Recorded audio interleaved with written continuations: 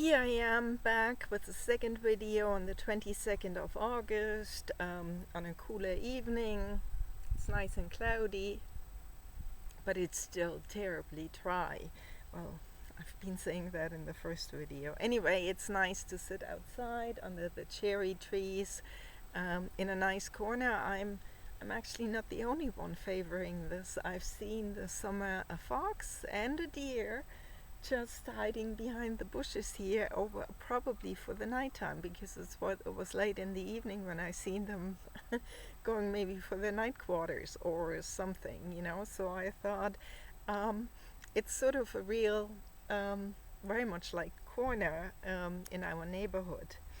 So yeah, I needed then desperately by June 5, I needed desperately to have a new broadband provider, as I was the contract I had before, and now TV was out of contract with them. So I on June 7 we had our big stall here around our neighborhood, against pesticides and gardening stall and local campaigning and so on.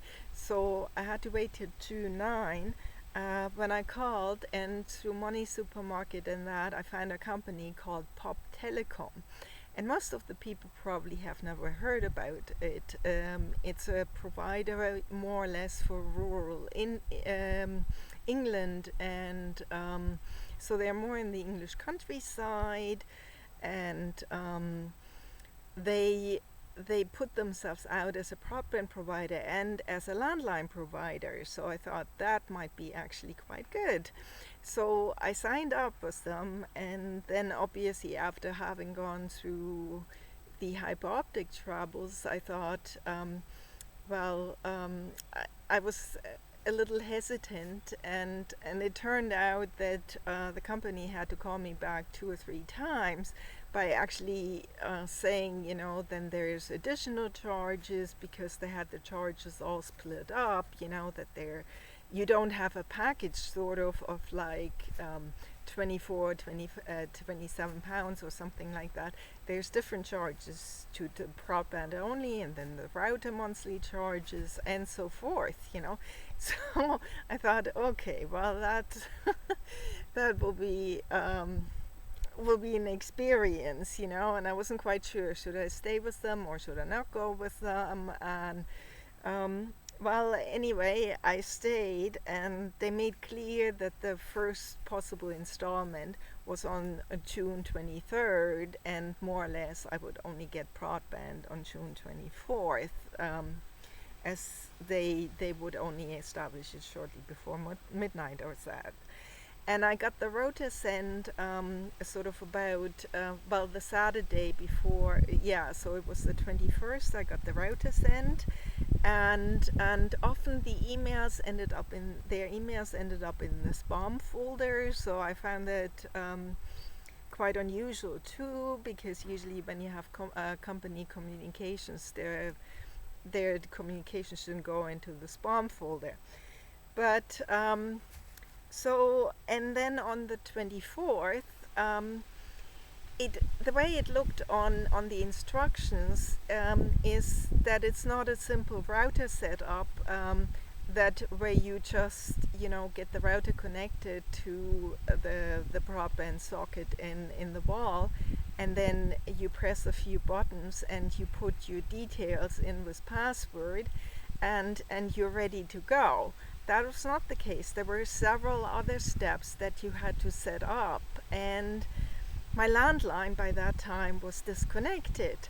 And then at a time I didn't have a mobile phone, because in the UK I don't need much of a phone. I usually only communicate through emails with people or chats or whatever, or Zoom calls.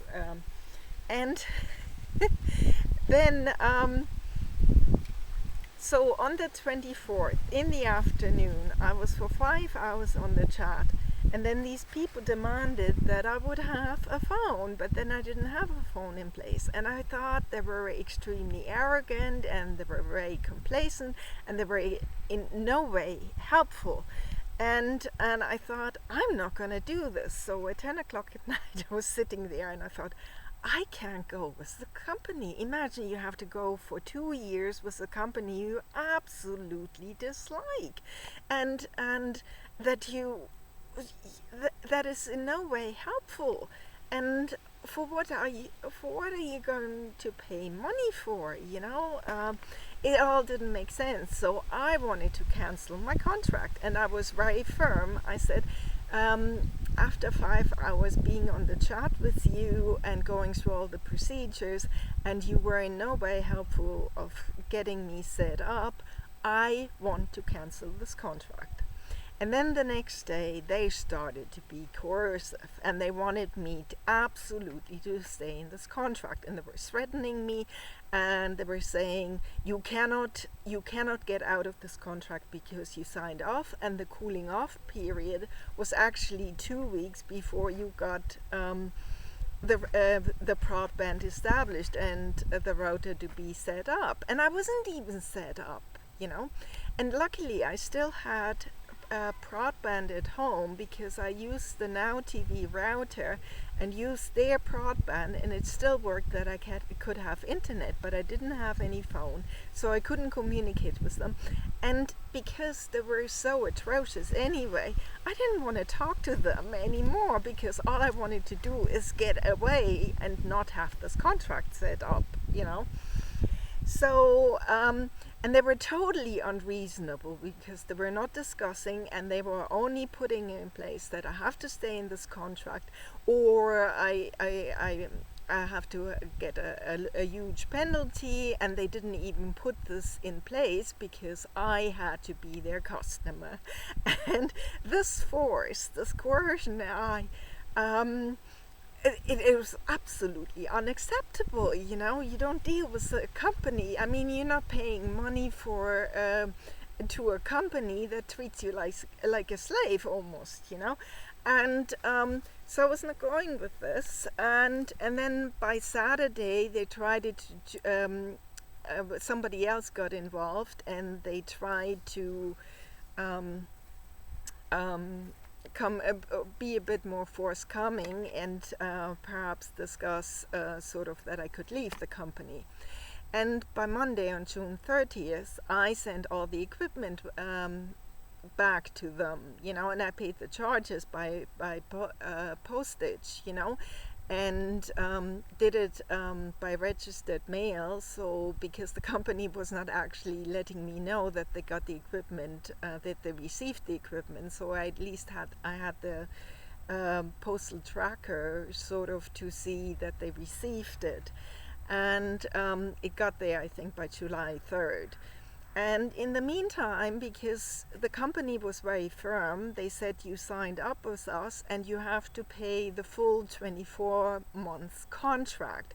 That means it would be something like £600.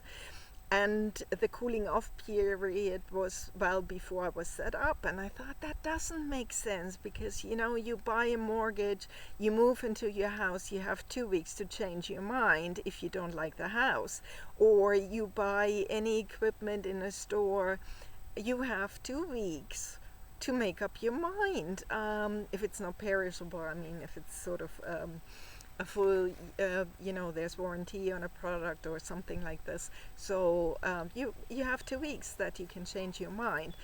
And then by coincidence, I actually received an email from my local MSP for a campaign that we held earlier, and he finally replied to it. And I said, because you're just there, I've written to my MP about this trouble I have with Pop Telecom for providing broadband to my house. And then he said, well, this is something that MSPs couldn't deal with, this UK-wide.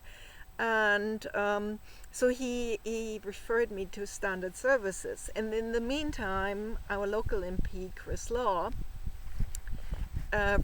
replied, and he was also shocked hearing all this, and then I forwarded to him all the communications I had, all the emails, and the number in this. And then a few days later, he offered whether he could represent me in this case, which was really, really great, and I kindly accepted the offer. So he then written on my behalf on, I think it was the 16th of July, and ever since then, there was radio silence from Pop Telecom. We haven't heard back from them. Neither Chris Law nor I heard anything back. There was no more emails. They tried to call an emergency number of a friend I had given, and they only called her once. I think it was the 29th of July or so. But we had otherwise not heard back, and just because of legal reasons, because I did inquire from trading standards, and what Pop Telecom did was actually completely legal, and legally they had the right to charge the full 24 months fee, which would be up to £600, and so this is why I really think it does need to be regulated, because it doesn't make sense that you cannot even try the equipment, and if you even fail to install it, like in my case, and make up within 24 hours of getting the email provided, make up your mind that you actually cannot deal with the company at all and their equipment, and refuse to actually stay in this contract. They should give you the option, but they didn't want to do this. So because of legal reasons, I didn't want to close my direct debit quite yet, because I thought, well, I'd rather pay another £24.35 than getting a lot of legal troubles. But now there has been something like 5 weeks of silence, and nobody has heard anything back. So I really want to cancel my direct debit. And thanks so much to actually Chris Law for being so helpful in this case and giving the help. Just because since he got involved, Pop Telecom kind of retracted, and I guess more or less everything looks like cancelled now, and I want to cancel my direct debit as well. So this is the plan forward, and just to all of you, because I don't think I'm alone with broadband provider troubles, and now this is the number 4th I'm dealing with, and I think overall with the £70 phone calls from Hyperoptic and the £65 that I so far paid with the postage to Pop Telecom or something, I kind of rather take my losses. I might still write a complaint about Pop Telecom and write on Trustpilot evaluations, and I make this video, but I think there are lots more people that have trouble with broadband providers, and I really recommend go to your lawmakers, talk to them if you can get them involved, because the broadband providers need much better regulations. Right now it is just hell out there, and I don't think I was alone with my troubles. I'm now with PlusNet. It looks okay. I don't think they have quite this customer service that they're lauded for. At least I've not seen the evidence, but so far I've no troubles. The router looks great. It was an easy setup, and when everything works, it is a blue circle, and it just looks great.